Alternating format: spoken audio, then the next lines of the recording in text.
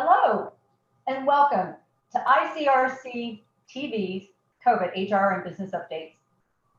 Another week and another great set of conversations to have. My name is Candy Pridemore, Principal Consultant and founder of the Human Resource USA. We are thrilled to have you here. Things don't stop changing. If you were with us last week, we went over a whole list of 5 things that had literally changed overnight from the previous week's show. And some of those topics we're going to continue today. We, again, want to make sure that you're getting the most timely, most relevant information we can possibly provide. I mean, we've said it over and over again. We're all in this together, and none of us have any time to sit and read a 62-page toolkit or some kind of a manual that's being sent out to us. So let's have that conversation. Let's talk together as professionals and let's support each other. Today I've got Scott Warwick from Scott Warwick Employment Services out of Columbus, Ohio. And later in the show, we're going to be bringing in Jamie Charlton. Hello, Jamie. Hi, Pandy. How are you? Good. Jamie's going to be talking to us about some of the recent changes that the carriers have announced. Again, if your brokers are not working with you, you need to be paying attention to these changes because these are very, very relevant. And I want you to push if you have any questions. This show is interactive. So send in your questions or know that you can contact any of the speakers on this show at any time and get a more detailed conversation.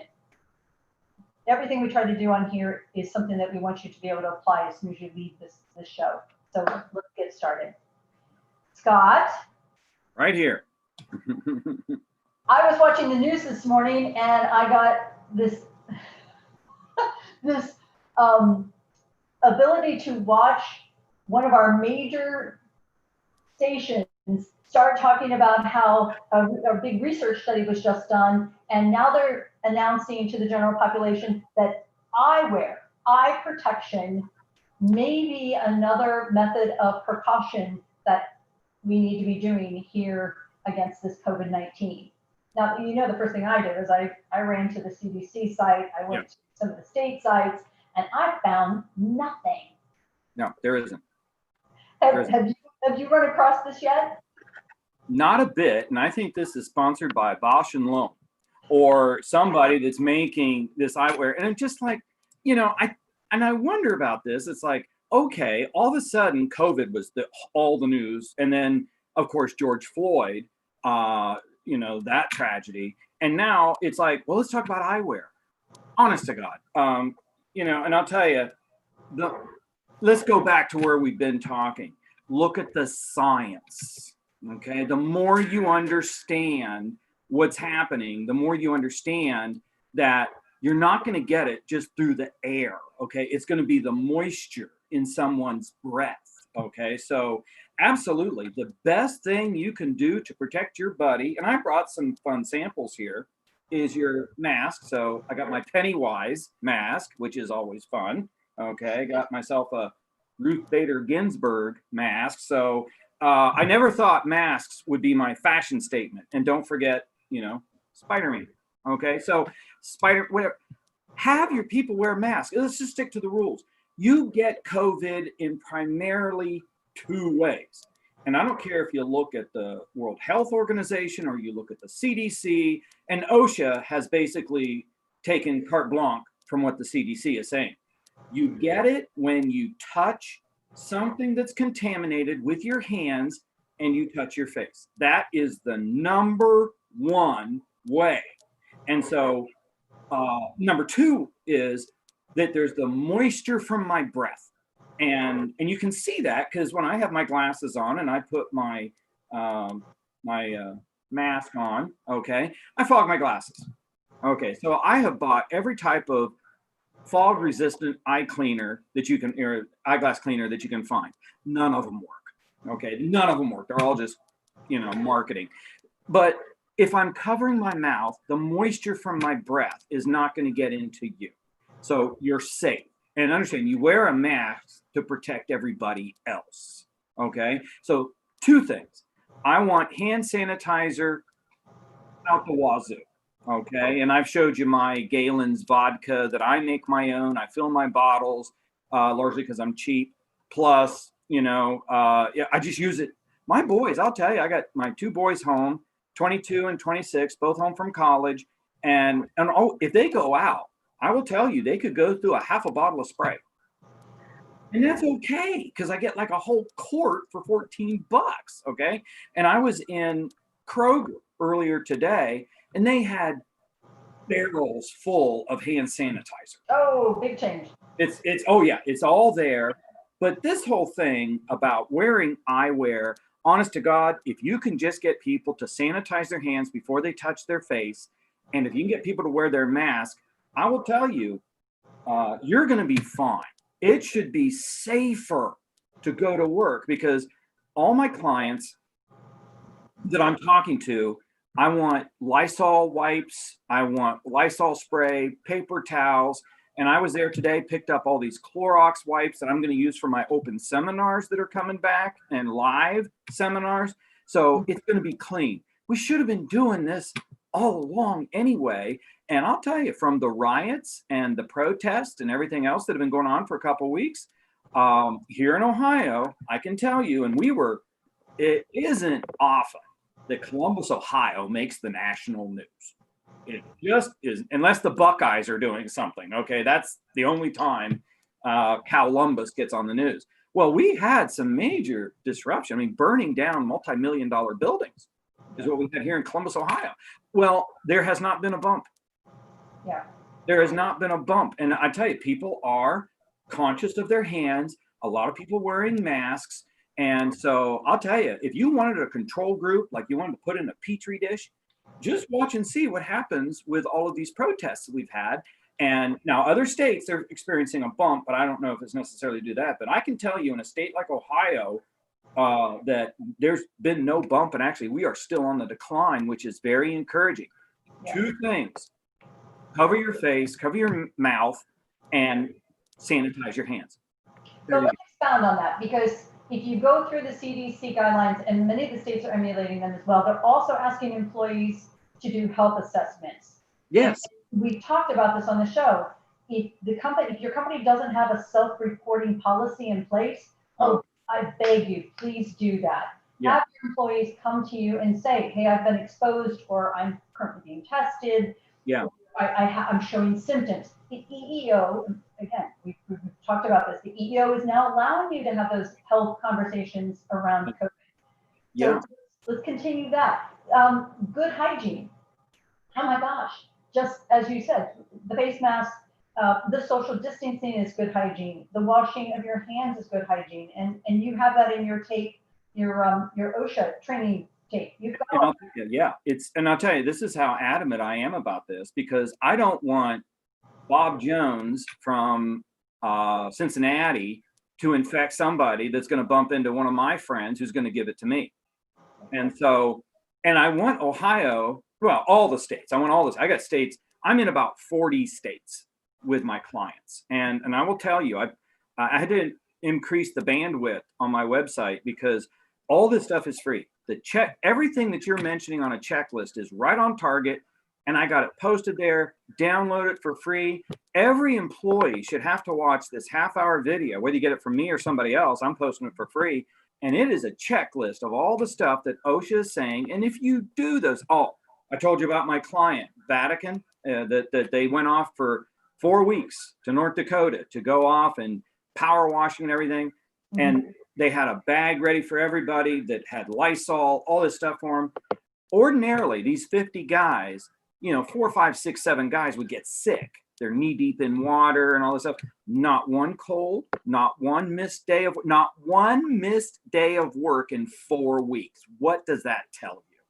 And let's go from that conversation, because one of the, and this is just me talking to my clients as I'm reviewing and checking up on them. One of the questions that I don't know why, they're just kind of overlooking, or maybe they're just avoiding, is the question of travel. And again, we're allowed to ask our employees, have you traveled in the past few days? And I tell my guys, look, you should be asking that every Monday.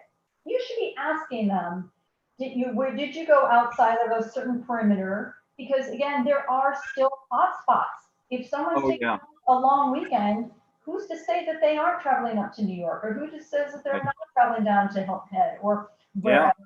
Those hotspots are changing. We can't predict where the surge of the virus is going to be. But No. as an employer, you have the right to protect your environment, and you Yeah. have to ask that question. So I'm encouraging the viewers today, make sure you're asking that question.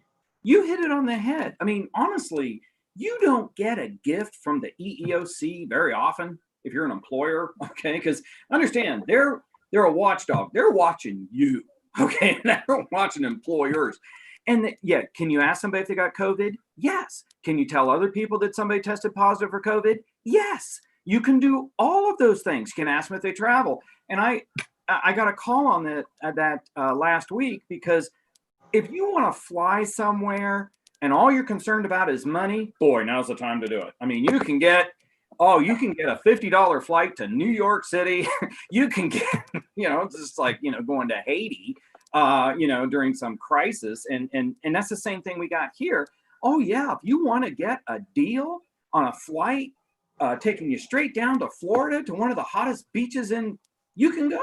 And honest to God, you could go on a Memorial Day weekend. You could take a long weekend, fly down, you'd be there in a few hours, have fun for a couple of days, catch COVID, come home. But understand how you're catching the COVID. Same thing. You're touching your hands to some contaminated surface. And the problem by going to these hotspots is there's a lot of contaminated surfaces. Absolutely. Absolutely. So let's go for there. A lot of my clients did not realize. Now, let me back up. To qualify for the FSCRA, we've been coaching everybody, Scott, that they should be asking for a physician's statement verifying that the related medical condition is associated with COVID-19. That's even coming straight from the IRS. If you want the tax credit under that program, it's okay to ask, for verification of the absence in the quarantine. But now we're getting guidance from the CDC to say, hey, if they want to come back, we are not required to ask for a doctor's form to return to work, stating that they are negative in testing for COVID. And this has really slowed a lot of employers down, saying, look, they're refusing to get this test, and I don't want them to come back in the door. Well, guess what? They're allowed to. Mm-hmm. And everything that we're gathering in terms of reasoning and documentation is that some of these tests are so off, and they're just not accurate.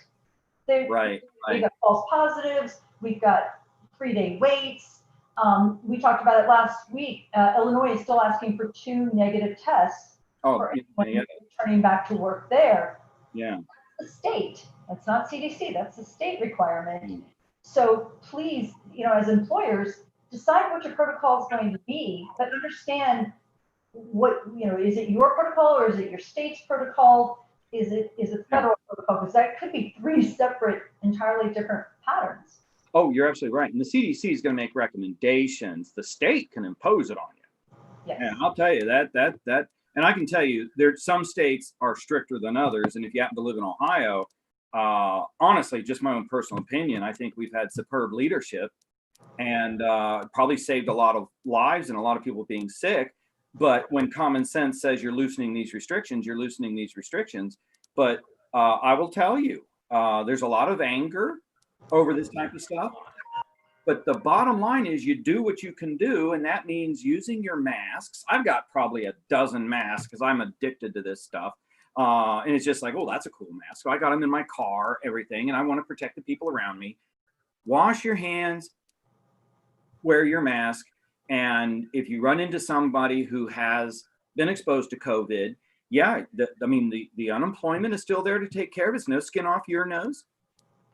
Better safe than sorry. And I've known people that have been stricken with this. And I will tell you, the people who I know personally, they are never going to be 100% again. Never. I mean, you got to think about your lungs. They stretch from your collarbone all the way down to the 3/4 down your back. They're huge. And you damage those, they didn't come back. And our employers with multiple locations, or let's even say our remote workers who are in other states. Yeah. Because you're located here in Kentucky or Indiana or Illinois, doesn't mean that state's guidelines are what you use for your guy in California and your individual in Florida. You have to be aware of each of the individual state guidelines. And if you need help with that, you need to get with your consultant or your labor law attorney and review that, because you make a mistake under that jurisdiction and you will get caught. Yeah. And this is a day-to-day, maybe week-to-week thing. How accurate are those tests? And I will tell you, the reports that I've heard so far is, yeah, you're batting 50-50.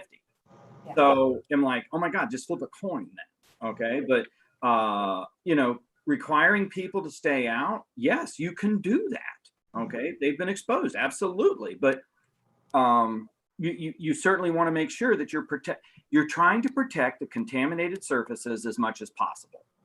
Okay. And I'll tell you, if you're quarantined, that means you are quarantined. That does not mean you're going out to Walmart. Oh yeah. So you understand what quarantine is. That's, you stay home. And let's be reminded, the CDC has not added or taken out any of the symptoms that we talked about here a couple of weeks ago. And that does include stuff that's so outside of what we were taught to begin with. So it's beyond fever and it's beyond the chills, or excuse me, the hard of breathing. Now it's added chills. You love to talk about the blue lips. Blue lips. Yeah. Go to the hospital. Yeah, you're sick. If you don't have a copy of the updated CDC symptoms, please get a copy or talk to your consultant and labor law attorney. You need to be aware of that, because again, you can ask those questions. I would be very general. I would not ask specific questions. I would just keep it very general. Have you been inflicted, or have you been feeling any of these symptoms? And then leave it there. You don't want, we've said this before, you don't want to know other medical conditions outside of COVID. Absolutely. And I'll tell you, I went to the dentist this morning, okay, and got my tooth checked and stuff like this. I broke a tooth, and so, okay, well, that's what happened. So I'm there. I'll tell you, their protocol was great. I come in, they take my temperature, okay? I have to wear a mask. They had a list of questions, and I'm just checking them off in my head as they're going through them, right from the CDC. Have you been exposed to anybody? Have you had any headaches lately? Digestive problems? They didn't ask about the blue lips, but they did ask pretty much everything else. And I'm like, that's a great thing to do, because you are making sure that I'm not infecting a surface, or that I'm not infecting the people that come later. And understand, if I have COVID and I'm coughing or something somebody's gonna have to clean that chair. Somebody's gonna have to clean that doorknob. And so absolutely, as employers, you can ask all of those questions. But I tell you, I like the OSHA's requirement. Train your people. Yes. And those listening who are not familiar with OSHA, and again, just go to my website. All the OSHA regs are there. People in manufacturing and mining and stuff like this, they're familiar with OSHA. Office, you better get used to OSHA, because I will tell you, for the rest of your life, it's not just safety and hygiene. It's safety and hygiene. We forget the hygiene, and this is covered by OSHA. And you, just like you mentioned earlier, self-monitor. At a temperature of 101, don't come in here. You're not a trooper. Well, and let's remind them too, again, for those viewers who are just coming in to one of our first shows, we've said this a million times. OSHA is for all employers. Oh, yes. So please don't feel that you're not in the appropriate industry, or that you have to have a certain level or number of employees before OSHA is a concern of yours. OSHA starts when you put 1% on the payroll. So if you are not aware of that, then you just learned something today, and I'm thrilled that I was the person who could help you with that. But yeah, you don't want to mess with OSHA. No, and I'll tell you, I've had more Ohio Department of Health agents show up at my client sites, and OSHA. I will tell you, Ohio Department of any Department of Health is not going to show up. Arizona, Utah, they're not going to just come in and say, "What you doing?" They're not going to do that, all right? But an employee calls them, they will show up. And I will tell you right now, I don't want to mess with those. And one of my clients, it was great. The employee was really upset over something, and it was hypersensitivity. And Ohio Department of Health, they showed up and they said, "You're doing everything perfectly." Oh my gosh, that's fantastic. Perfect. Because the checklist, you just go through the checklist and put it this way, take care of it like you would take care of your home. Well, one of my clients got turned in by, we couldn't tell whether it was a customer or an employee, but they ended up taking pictures to prove that they had remedied the social distancing where, you know, the employee could be where versus the customer. And I mean, we were down to taping spots on the floor in the work area. It got very, what I consider very simplistic, but it was necessary. You know, it needed to happen just so everybody be calm. And let's, now that we're halfway through the show, let's just make sure everyone understands our greatest task in this show is to help limit hysteria. We were just talking about how fear is generating and causing so much distress and such a distraction. So much of what we give you may seem extremely simplistic, but if it's not attended to, if you're not addressing some of these things, it will stir or perpetuate fear. And nobody can do business under fear, please. Yeah. If you're being afraid of the dark, you don't know what's there. And I'll tell you, this is not complicated stuff. It really isn't. But I've got people throwing a tissy fit or having to sanitize themselves. You know, honestly, you got to wash every so often. You're supposed to clean yourself up. I mean, and this thing spread like a pandemic. You know, it's a pandemic because humans are filthy. Yeah. That's just what we are. So you got to step it up. And this should be the new normal for the rest of our lives. I mean, sanitizing our hands, invest in hand sanitizer. I'm going to go out and buy me some Procter & Gamble stock, okay? Because Clorox, all that stuff, we really should be using that like water. Yep. So let's talk about some really good news. One of the other big changes that occurred here in the past week or so was, it was actually signed on June 3rd. Mm-hmm. Less than a week ago. We got great news in regards to the PPP loan. And Don Malott did a phenomenal job from Malott & Malott CPAs when he was on the show here a couple weeks ago in regards to all that was going on. And I did invite him back. He's really busy. What happens when you're really good at what you do. And so, Scott, you've been reading up on some of these changes. And because it's so relevant to the timing, because, again, you and I have been talking about, you know, if people started getting laid off and furloughed in March. Yeah. Now we've got March, April, May. That's 3 months in. Guess whose unemployment is now running out? And if they received some of that federal money, that was only for 10 weeks. So now some of that money is going to start running out. Mm-hmm. And it's no big surprise. A lot of our clients and a lot of companies, maybe you're out there, some of our viewers, have during this time of period, you've backed up and you started looking at some of your processes and some of, you know, the people that you had on staff before, and now you're going, maybe I didn't need 2 people to do that task. Maybe that division of my business wasn't making the margin that I needed. Maybe I need to refocus. I need to be more efficient. And those kind of decisions are good for business. We expect business owners to do that kind of decision making, but unfortunately, the outcome is that we may not be, as companies, bringing back our entire workforce. And so we've got some major issues from an HR and business perspective to start thinking about and transitioning into when it comes to what resources do we still have available, which can we expect, and how are we going to deal with the consequences that are awaiting us here in August and September when that second wave of individuals actually hitting the permanent unemployment line. So start me out with the big updates on the PPP loan, because this is good stuff. Great news. And I'll tell you, I've learned more from the accountants and your CPAs and everybody that you've been bringing on, because when I went to law school, they promised me there would be no math. Okay, well, that's not true. Okay, so, but, and I got this from Don when he was on here, and it dawned on me that, okay, the PPP loan, the idea is you get a 10-week loan that you have to spend in 8 weeks. Okay, so right there, that's a problem because, wait a minute, 10 weeks of pay, but I got to squeeze into 8. Well, you got a compression problem. Okay, so you're going to be spending more than what you would ordinarily pay.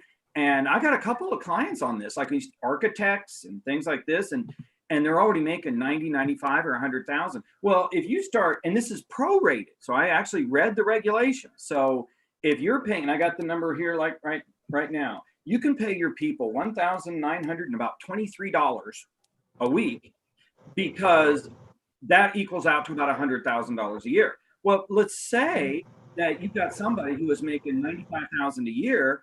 What are you going to do with the other 2 weeks? You can't push them above the prorated $100,000. So guess what? You owe it back.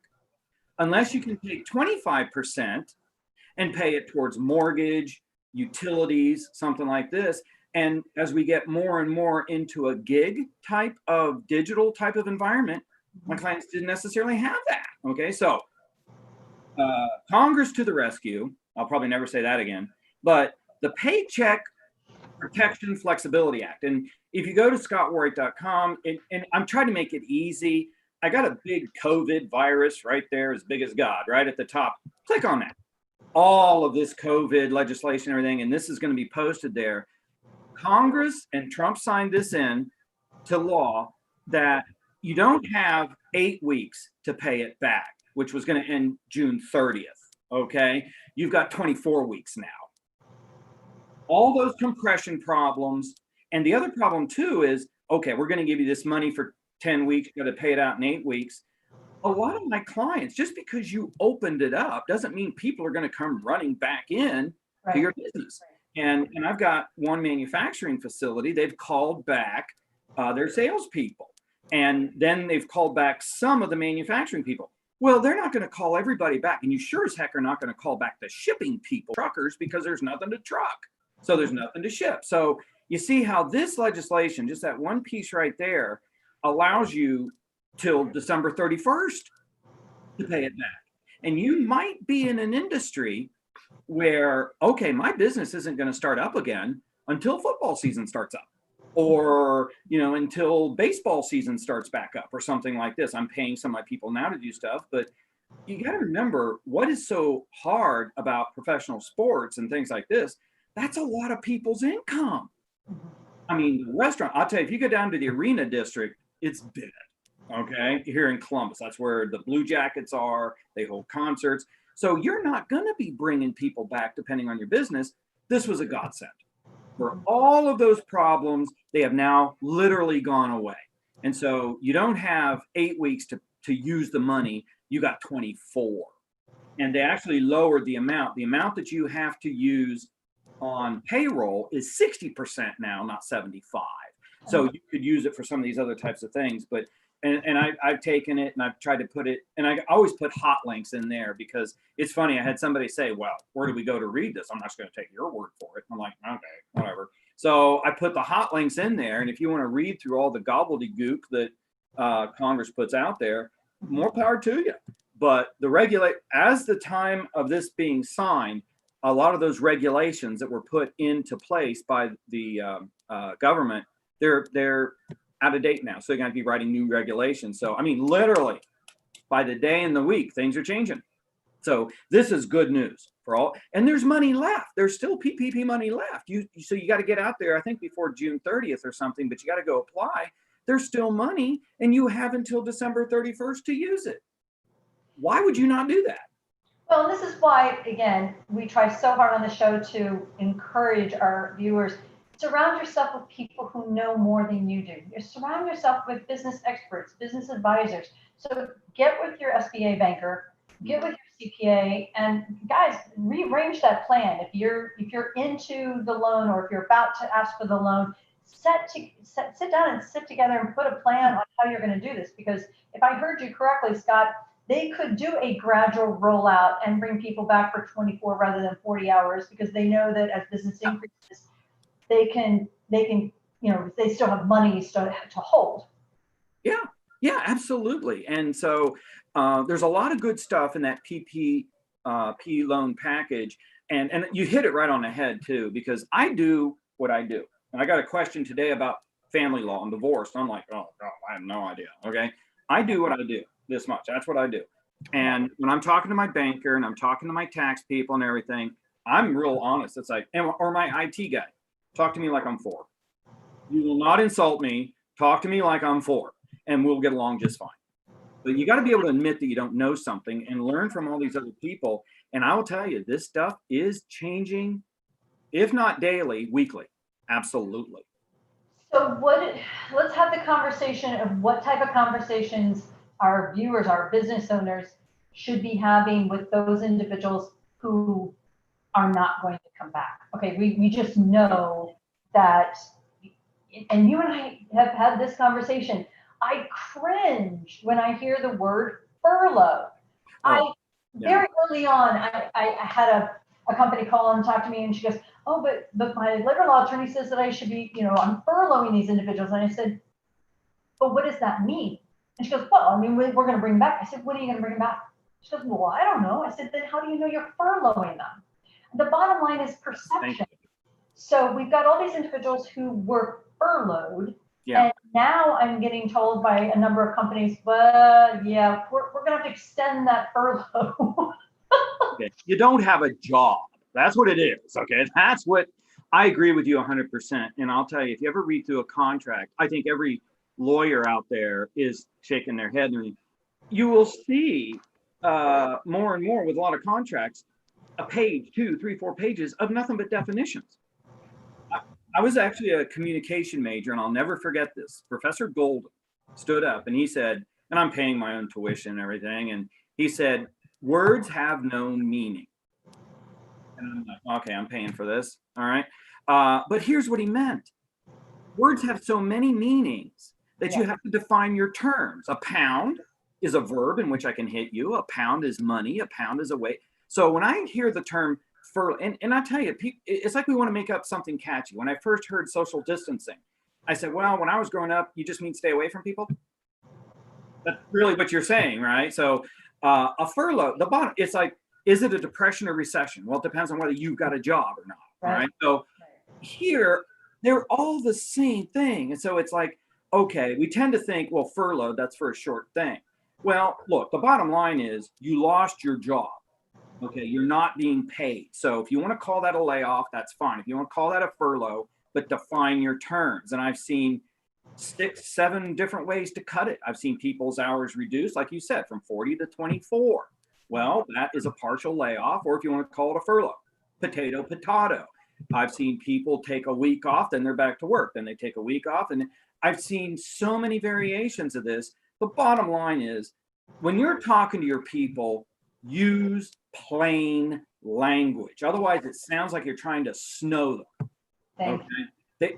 People are concerned that, do I have a job and am I coming back? And do you know when I'm coming back? Most of those answers, we just plain don't know. So I got somebody on furlough now. I'm sorry? It's okay not to know. And I think that's the biggest struggle that our society has right now is everybody wants to be an authority and everybody wants to be the expert. And guess what, guys? Even the experts, and I've been doing HR for 40 years, you've been doing it for well over 30, 35. This is all we do. We eat, sleep, and drink, compliance and regulatory, and yet we're still reading. And I'm still coming to Scott for education. And we're making it up as we go along. It's constant. We're making it up as we go along. And honestly, as long as you're following the basic rules and you're really trying to stay safe, the basic rules, I'll tell you, people get more like the glasses and everything. It's like, throw that stuff away, okay? And I'll tell you, I don't know if baseball's coming back, but I will tell you exactly who's going to win the World Series. Absolutely. The team that gets the most hits, catches the most fly balls, and makes the most outs. So let's just go back over documentation, because we have stressed over and over and over again on all of our shows the importance of documentation. And here's probably a prime time that we have not kind of reviewed, Scott, with our viewers in terms of the type of documentation necessary at this point in the whole COVID process. If you've got someone who's been furloughed, and hopefully you documented at that time that that's what you were doing, you probably completed some unemployment paperwork for them. Yeah. If you are going to have to make this a permanent layoff, then you need to redocument that. Yeah. Establish that reasoning and that date of transition. Jamie, I'm going to introduce you. I'm going to bring you in on the show here at this point, because this goes right down your ballpark. Because anyone who did put individuals on furlough they were given the ability to maintain health insurance for those individuals, correct?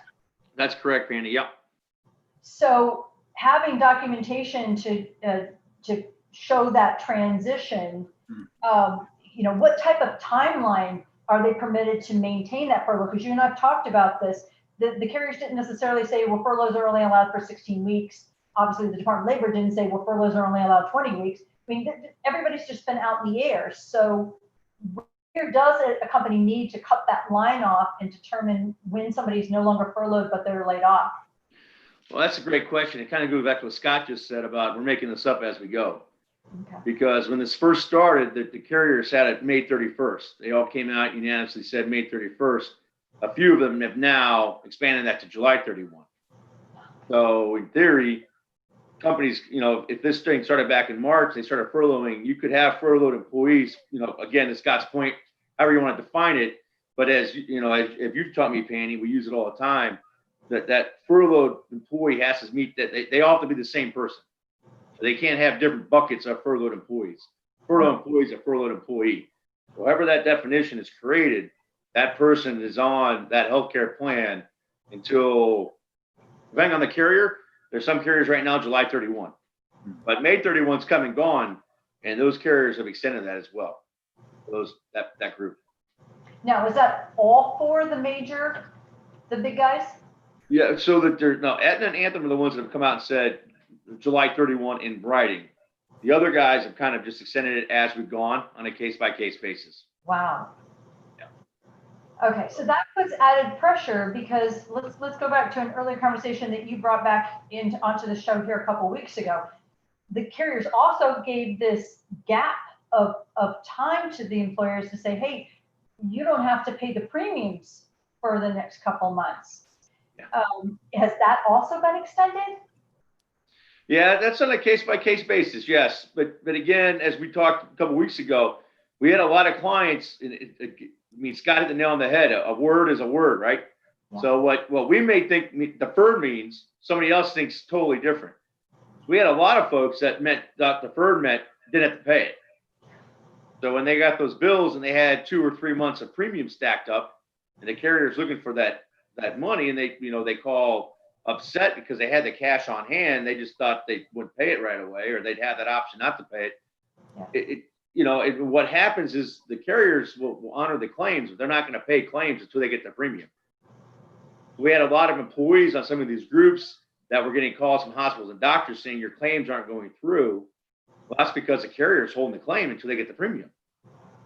So again, it's kind of like the same furloughed option. The danger with furloughing employees and keeping them on their health plan, Scott's point, they're not getting a paycheck. So who's paying that premium? Is that, so you have to have that conversation with that furloughed employee prior to him or her deciding to stay with the company. Would it be better for them to jump off to go get, to go get some protection elsewhere and come back to work when that employer is ready to bring them back? Or is that employer going to cover that premium for them while they're furloughed? Is that employee expected to continue that premium payment while they're furloughed?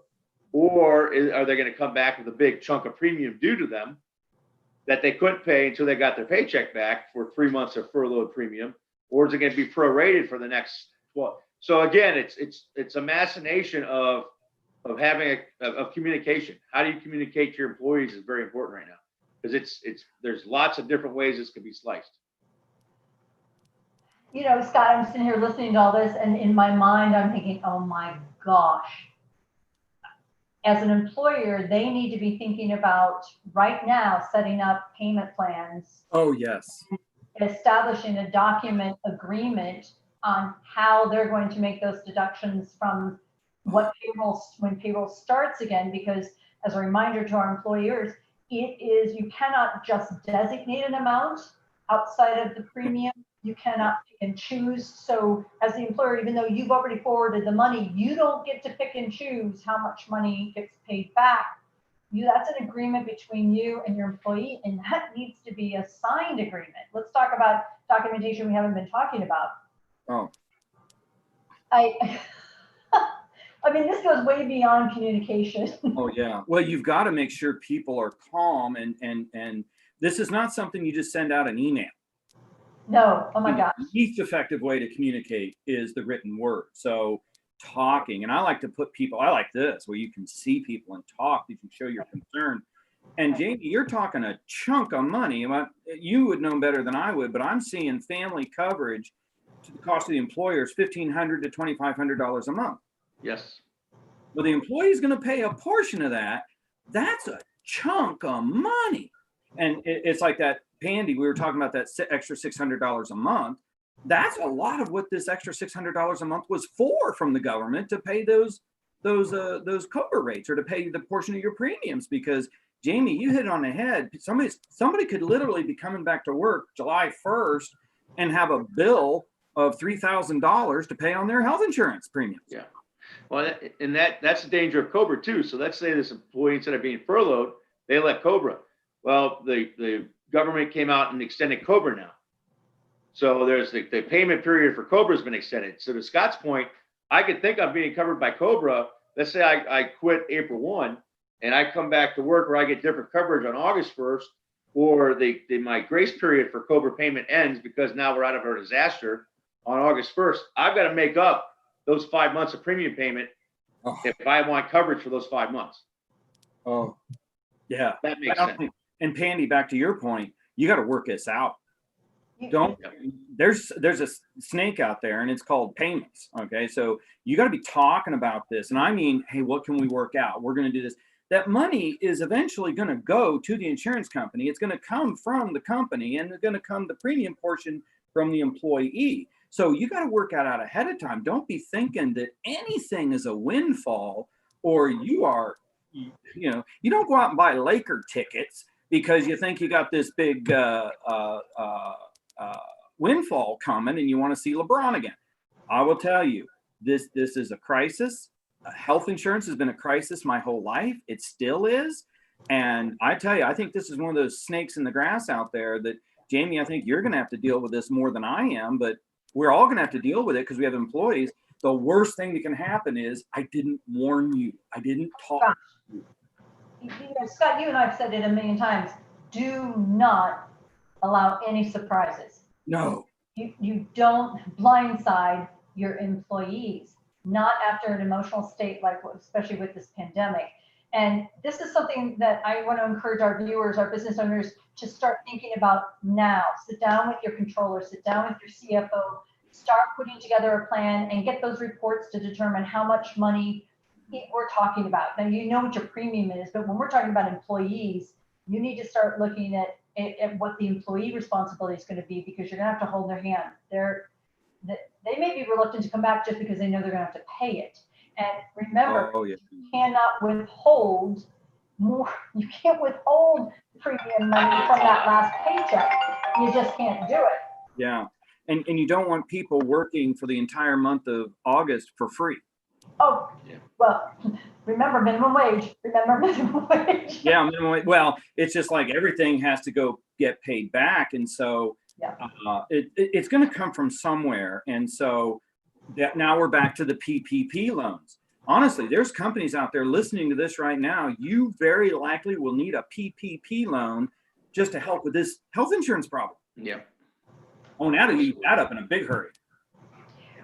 I just want to touch a little bit, Jamie, on 401ks, because I know you've got a very, very strong background in 401ks.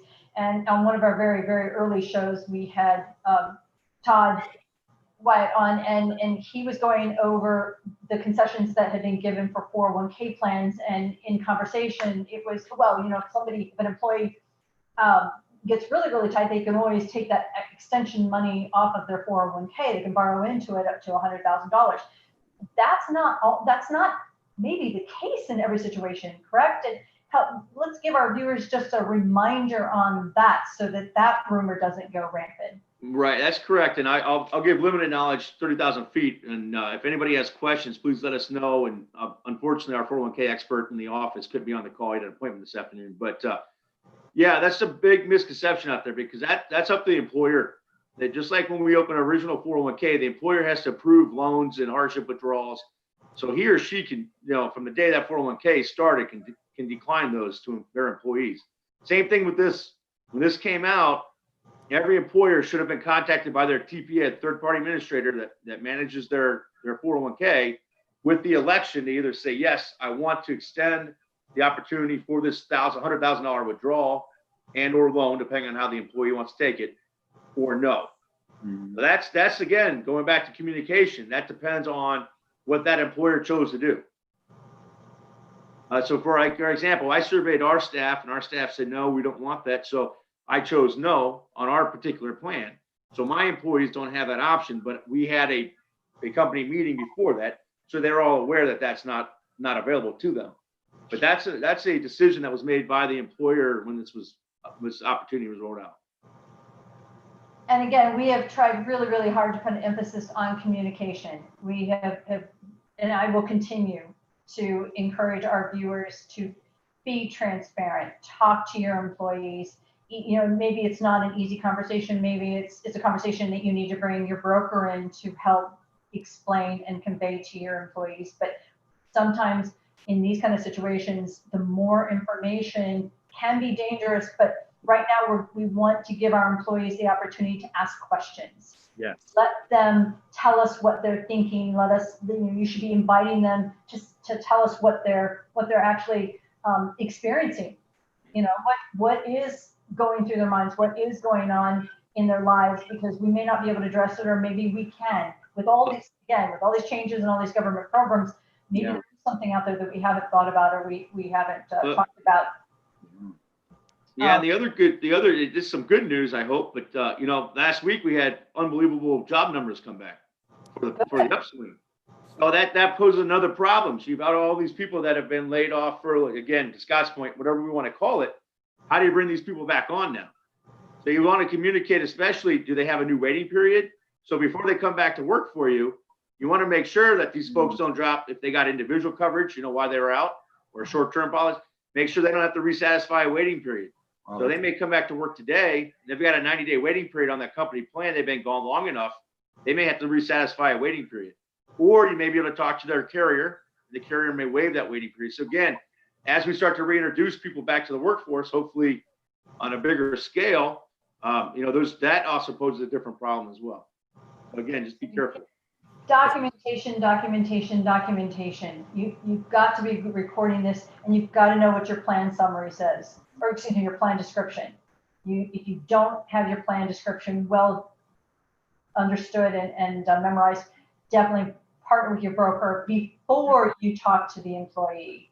Yeah. So, and that's the advice you get from your TPA and broker, isn't it, Pandy? Pardon? That's the advice that you get from somebody like Jamie or something like this. And I love listening to this right now. Communication. I'm hearing Jamie, and who deals with this all the time. I will tell you right now, I've got some clients that are in tough shape because these notices were not sent. They weren't getting accurate information from the TPA, and it's almost like they didn't care. And I'm like, oh my gosh, no. And you're dealing bread and butter issues. These are pay issues. These are survival issues. I'll tell you, that is dangerous. Yeah. So no, I'd be put this way. If it was my company and I had these types of things, I would have a session. I mean, I'd have someone like Jamie in. I can ask them firsthand, because they're not going to think of these different things. I mean, we've been doing this for years, and these are things that we're struggling to deal with. So, oh yeah, that's exactly what I would do. I'd make myself available, but I'd bring in an expert like my TPA, my CPA, someone like Jamie, bring them in and say, hey, just talk to them. Right. And don't forget to ask them. Now, I just want to make sure you heard what I said, because again, I go to so many meetings and sit in the corner and watch my clients, you know, give a training session or give a meeting, and everybody just stands up and walks out. And I look at the faces and the expressions, and then he goes, oh, well, they never asked any questions. I said, well, you didn't even. So I'm encouraging our viewers, remember, perception is 99% reality. And when reality doesn't match, what happens? Things that we don't expect and things that we don't want. So yeah. Now let's remind the viewers too, COVID notifications changed. They have been modified and updated. So if you are your own administrator for COBRA paperwork, and remember that's for employees 20 or more, and you offer a health plan, you can offer COBRA. In some states, they have what we call mini COBRA or state continuation COBRA, and that's for less than 20 employees. You need to check your state insurance Department of Insurance, and find out if that's available. Both have notifications that have to be given within a certain period of time. Each state's a little bit different, but the notification for the federal program of COBRA, those papers, that language just changed. It was small modifications, but if your TPA, if you're working through a TPA that administers that for you, if they have not notified you of those changes, please get with them and make sure that you're aware of it. If you're administrating your own, in fact, we on next week's program, we are going to have an individual from the TPA Custom Design Benefits. I'm really excited. Matt just said that he would come on next week. So we're going to have him come on and talk to us about those notification changes. He's also going to give us an update on the recent changes on the flexible spending accounts. Many of you are offering, and these are great improvements. Again, a program that's for the benefit of our employees, but it's been very restricted. It's really tight. You have to know what you're doing. You got to know what money you're putting in there. And so some of those have been changes, but here's the catch. It requires legal documentation and some amendments because we're dealing with the Cafeteria 125 plan. So what can we even expect to be changing between now and next week? We have no idea. We have no idea. Scott, do you smell anything on the horizon that you think might be changing? Not really. And I think that everything that's happening right now is reactive. Yeah. So, things could change if we hit a bounce, which right now in most states we are not. And so with any luck at all, it'll be status quo and nothing else will happen. All right? That's what we're hoping. And it's not necessarily a foregone conclusion, depending on who you listen to, that we are going to have a bounce. Because again, are you keeping your hands clean and are you wearing your mask within 6 feet of somebody else? And so that's going to be very, very telling. And honestly, that's what we're all hoping for, because I've got a lot of clients, they're opening back up and things like this. And if there is another shutdown, they say they won't reopen. Yeah. Yeah. It's scary. It's Yeah. It's okay for us to be afraid, but let's not let our employees be afraid. Well, no, you use your common sense and you'd be as reassuring. And I'll tell you, I've seen a lot of employers really pull together and do a lot of wonderful things with their people, a lot of really good communication. And honestly, for a lot of my clients, it's like, well, what do I do? Honestly, it's more tea and sympathy than anything else. Yeah. Jamie, what about you? What are you hearing from the carriers? Anything new? No, I think most of the major changes have been taken care of. Like I said, we'll see what happens when we start, if the onboarding continues like we saw in May.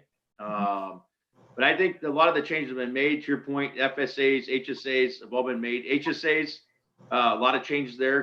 Good changes. All COVID expenses can come out before deductible now, so that's good. Okay. OTC, they waived the penalty on over-the-counter medicines. That was a 20% penalty. That's now gone. So a lot of good things. The carriers are sympathetic. They understand that this is a healthcare crisis. I applaud them for their response. They've been very proactive in communicating and helping clients in tight spots. So I think we've seen what we've seen from them. There's not much more I don't think they can do. One thing I will tell the viewers, the renewals are going to come. The premiums are going to keep coming. The renewals are going to keep coming. The health carriers are paying the claims, so they still have to get paid their premiums. So please, if you have cash on hand, you'd be better off to pay. I said this a couple weeks ago, you're better off to pay that premium now than defer it, because that bill will add up. As Scott said, that bill can add up quick. So my advice is pay the bill if you can, and then communicate. But again, I applaud the carriers for doing what they've done, and I don't see any big changes coming, Penny. I think they've made the changes they can make around COVID. I mean, everything that's COVID related is covered. So yeah, I think they did a good job responding. The whole dental and vision group, they've been kind of off to the side on this. They haven't been affected at all. You know, I'll applaud those guys. Thank you for bringing that up. I'll applaud the ancillary guys too, because to your point, you know, the dentist is shut down. I was with Scott. I went to my dentist last week for the first time in, you know, since we've gone through this to get my teeth cleaned. That was an experience. Talking about precautions they have to take. But that's another conversation. But you know, those guys actually, because they realize a lot of folks not driving. You know, we're not putting ourselves at risk a lot of times. We're not going to the dentist. So a lot of those carriers are giving rebates on their premium. I should say that's a bad word. Not rebate, discounts on their premiums to let clients know, hey, we understand you're not using this coverage right now. We're gonna reward you or give back some of that premium to you as a result. So those guys have been they're not expected as medical guys, obviously, but they realize that, and they've been very generous in helping employers get through this time. Good. Well, next week, Scott, I'm going to throw this at you kind of as a surprise, but next week I'd like to go over the difficulties in workers' comp claims with our remote workers. Believe it or not, this week I got hit with those kind of questions because an individual, just for an example, an individual decided to move his desk to straighten his wires. He fell and re-injured a broken wrist that was originally a workers' comp claim. Oh. And so the question is it workers' comp now? Did he really have to move that table? Were the wires essential for him doing work? You know, there's a lot of things that we need to kind of coach our viewers on in terms of how to have those conversations in regards to workers' comp with remote workers. Yeah. And, all the different catchphrases there that we need to avoid, and then some of them that we need to address. So for those of you who have been watching today, thank you. Thank you for being with us. I want to remind again, if you have any questions, we don't care how silly you think it is. If it's a question and it will help you, it's important to us. We thoroughly appreciate you watching, and we love the questions and answers that you're giving us and some of the feedback. Again, reminding you that if you don't have a good banker, a good CPA, if you don't have a relationship with your broker for benefits, if you don't have a labor law attorney or a consultant, you need to get one, because we're all in this together, and that's what we're here for, is to help you out. My name is Candy Frydmore, Principal Consultant and founder of the Human Resource USA. Scott, Jamie, thank you for being here. Thank you. Thank you, Penny. We'll see you next week.